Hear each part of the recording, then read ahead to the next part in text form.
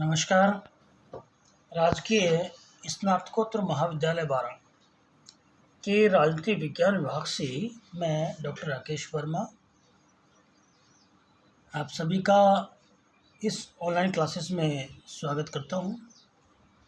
प्यारे बच्चों, BA first year में जो प्रथम प्रश्न पत्र चलता है अपने, वो है राजनीतिक सिद्धांत। इस पुस्तक का हम अध्ययन कर रहे हैं।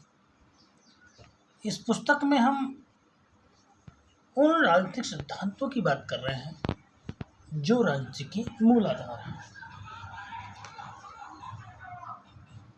आज हम बात करते हैं उत्तर व्यवहारवाद की। उत्तर व्यवहारवाद के बाद जो क्रांति आई उसको उत्तर व्यवहारवाद बोलते हैं। डेविड स्टीन जो थे, उन्होंने व्यवहारवाद की परिकल्पना की,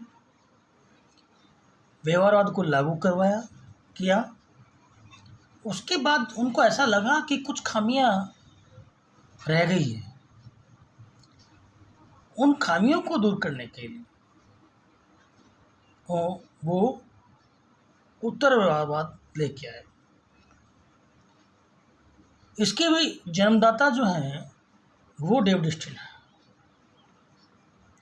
व्यवहारवाद के जन्मदाता भी डेविड स्टीन है और उत्तर व्यवहारवाद के जनक भी डेविड स्टीन है। 1960 के दशक की समाप्ति से पहले डेविड स्टीन द्वारा, जो स्वयं व्यवहारवादी क्रांति के प्रमुख प्रतिपादक थे, उन्होंने ही इस नए सिद्धांत की परिकल्पना की और माना कि व्यवहारवादी जिन्होंने अब उत्तरवादी को रूप धारण कर लिया है, उनके द्वारा जो व्यवहारवादी शोध हुए हैं उन शोध में कुछ परिवर्तन किए जाए। उत्तर व्यवहारवाद का अभिप्राय व्यवहारवादी विश्लेषण में प्रामाणिक अध्ययन के दौर में प्रामाणिकता में अंतर्निहित एवं प्रामाणिकता को प्रभावित करने वाले आधारभूत तथ्य मूल्य की अध्ययन को उचित स्थान नहीं दिया गया। विश्लेषण की तकनीकी को विश्लेषण वस्तु से अधिक महत्वपूर्ण बना दिया। इसके परिणामस्वरूप राजनीतिक विश्लेषण को तथाकथित वैज्ञानिकता का एक निश्चित स्तर तो प्राप्त हो गया, लेकिन उसके निष्कर्षों में प्रासंगिकता एवं वैध शाश्वतता का अभाव बना रहा।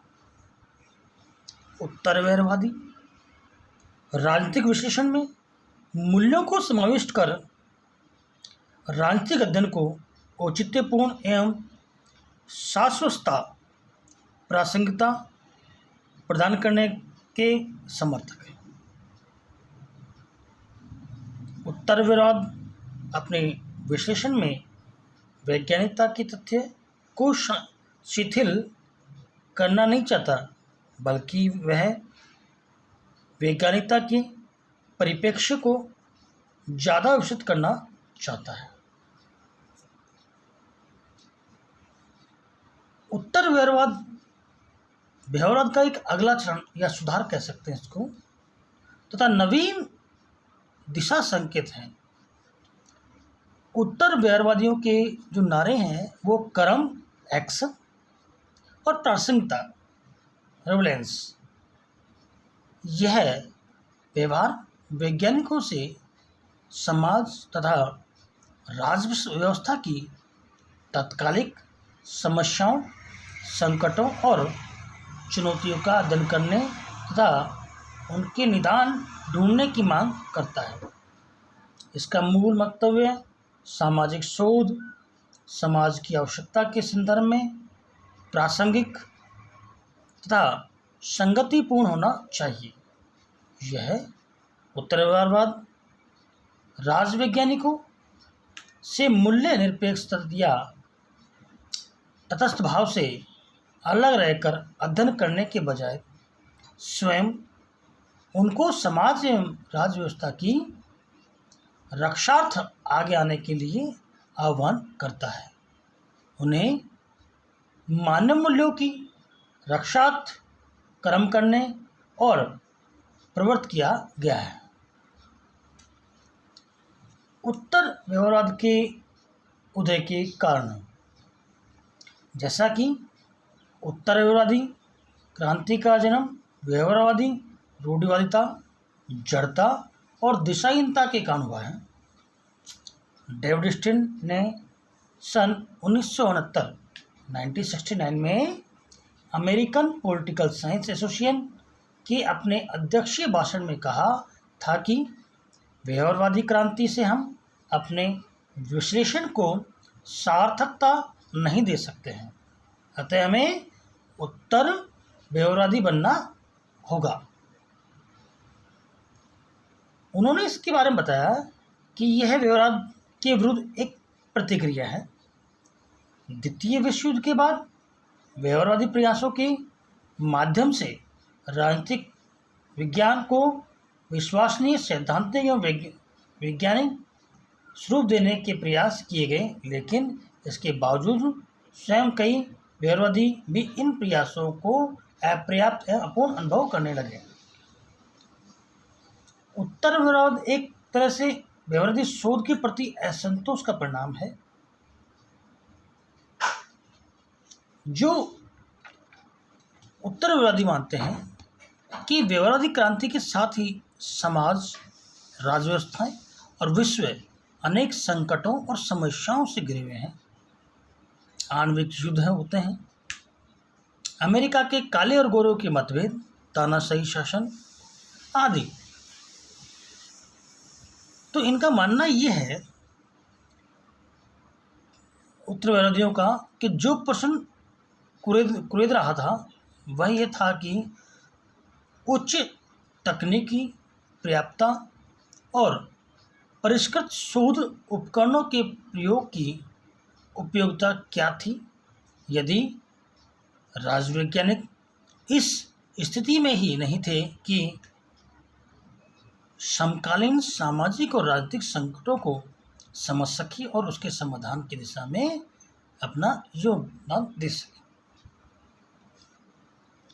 उत्तर व्यवहारवाद के लक्षण या मान्यताएं जो है उसके बारे में बात करते हैं। डेविड स्टीन ने उत्तर व्यवहारवाद के दो प्रमुख लक्षण बताए: शोध की सार्थकता या प्रासंगिकता और कर्मनिष्ठता या कर्म। डेविड स्टीन ने उत्तर व्यवहारवाद की 7 मान्यताओं या विशेषताओं का उल्लेख किया है, जिन्हें हम प्रासंगिकता का सिद्धांत कहकर पुकारते हैं। पहला है प्राविधि से पूर्व सार। उत्तर व्यवहारवादियों का कहना है कि व्यवहारवादी तकनीक को तथ्यों, सार या विषय वस्तु के ऊपर प्रधानता देते हैं। उत्तर व्यवहारवादी ये मानते हैं कि प्राय तथ्य और तकनीक दोनों का साथ साथ उचित प्रयोग किया जाना चाहिए और ऐसा संभव भी है।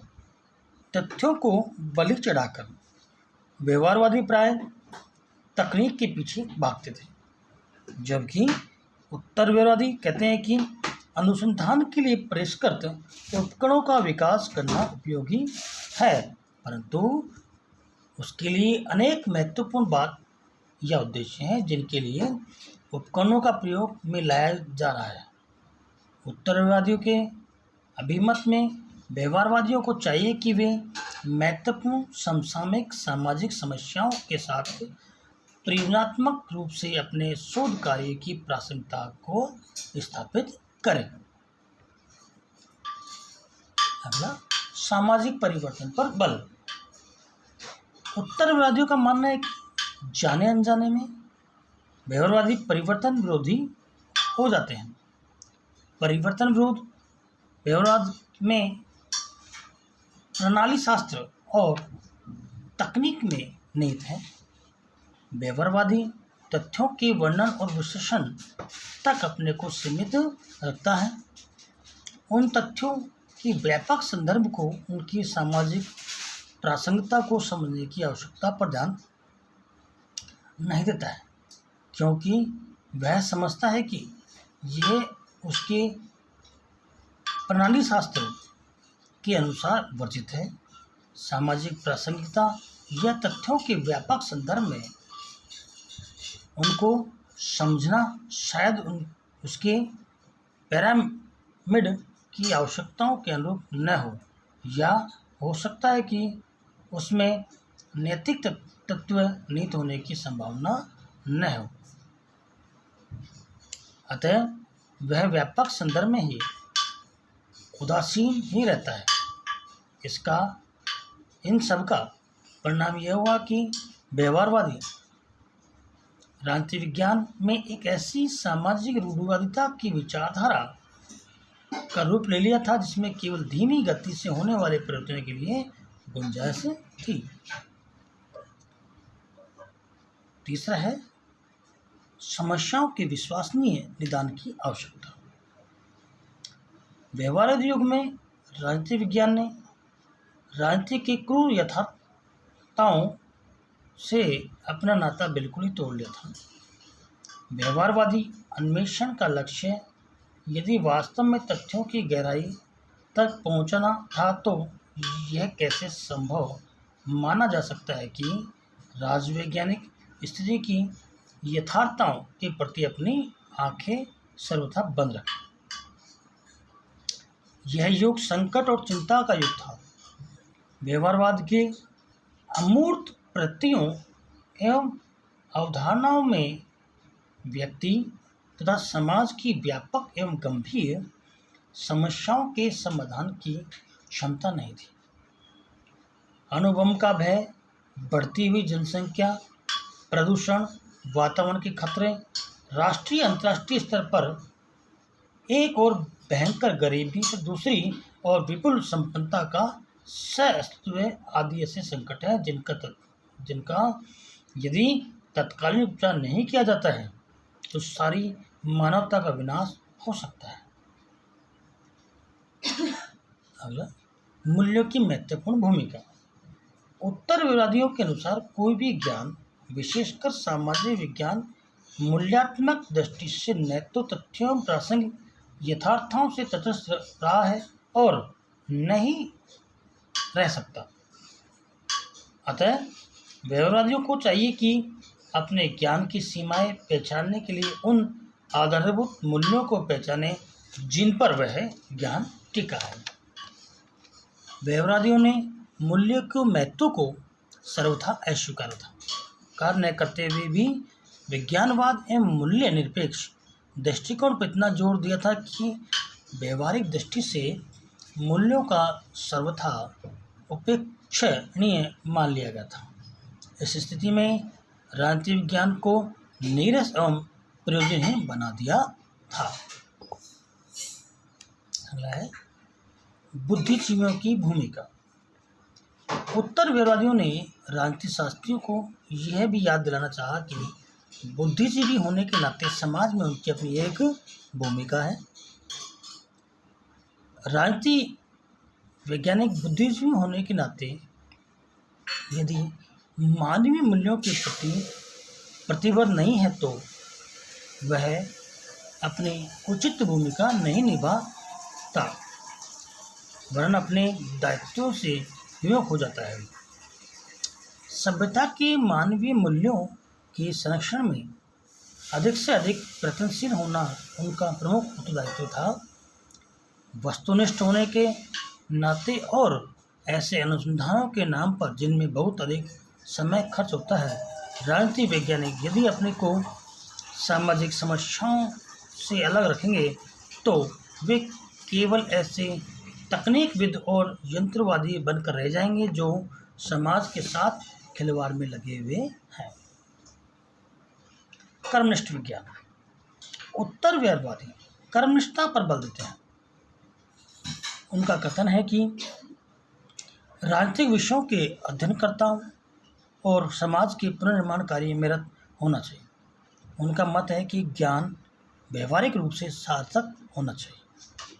यदि हमारे व्यवहारवादी शोध परिणामों का रचनात्मक क्रियान्वयन नहीं हो सकता तो वह सार्थक ज्ञान नहीं है, अर्थात ज्ञान का क्रियात्मक होना आवश्यक है। डेविड स्टीन के शब्दों में जानने का अर्थ है कार्य करने का उत्तरदायित्व अपने हाथों में लेना, और कार्यरत होने का अर्थ है समाज के पुनर्निर्माण में अपने को लगा देना। उत्तरवादियों की मांग है कि कोरे चिंतन की और उन्मुख ज्ञान के स्थान पर प्रत्येक शोधकर्ता को ऐसा शोध करना चाहिए जिसका समसामयिक समस्याओं के सुलझाने में योगदान हो। अतः राजनीति विज्ञान को मनन विज्ञान के स्थान पर कार्य विज्ञान बनना चाहिए। अगला है व्यवसाय का राजनीतिकरण। राजवैज्ञानिक तटस्थ रहने में गर्व अनुभव करते हैं। वे समाज की राजनीतिक गर्मागर्मियों में स्वयं को शामिल करके सक्रिय भूमिका अदा करने में विश्वास नहीं रखते हैं, जबकि उत्तरवादियों की मानता है कि राजनीतिक शास्त्रियों को समाज में सकारात्मक भूमिका अदा करनी चाहिए, जिससे समाज के उद्देश्यों को एक सुव्यवस्थित दिशा प्रदान की जा सके। अतः बुद्धिजीवियों के संघों और समुदायों, यहाँ तक कि विश्वविद्यालयों को भी मानव मूल्यों की रक्षार्थ संघर्ष के मैदान में आना चाहिए। उनके व्यवसाय का राजनीतिकरण अपरिहार्य वांछनीय है। डेविड स्टीन ने इस प्रकार उत्तरवाद के प्रमुख लक्षण एवं दिशाएं गिनाई। उनका मत है कि सभी उत्तरवादी इन सभी बातों से सहमत हों, और ऐसा नहीं, उसने तो उपयुक्त विवेचन के आधार पर उत्तरवाद के प्रमुख सूत्रों का एक कैमरा चित्र प्रस्तुत करने का मात्र प्रयास किया है। हम यहाँ समीक्षात्मक रूप से देखें कि उत्तरवाद व्यवहारवाद की कमियों को दूर करने का प्रयास है, और साथ ही इसमें बुद्धिजीवियों से ये अपेक्षा की गई है कि वे अपने ज्ञान के माध्यम से समाज में सुधार लाने का प्रयास करेंगे। उत्तरवादी चाहते हैं कि राजनीति वैज्ञानिक का अपने ज्ञान की छाप अपने युग के सामाजिक प्रश्नों और समस्याओं पर अंकित करना अनिवार्य उत्तरदायित्व है।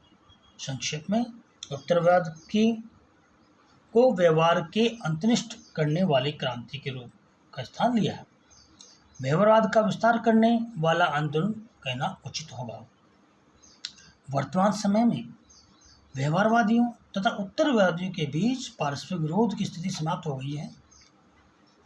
व्यवहारवाद की इस बात को स्वीकार कर लिया गया है कि राजनीति विज्ञान में अधिकाधिक मात्रा में अनुभविक अध्ययन और परिशुद्ध परिणाम देने वाली पद्धतियों को अपनाते हुए इसे सही अर्थों में विज्ञान की स्थिति प्रदान करने की चेष्टा की जानी चाहिए।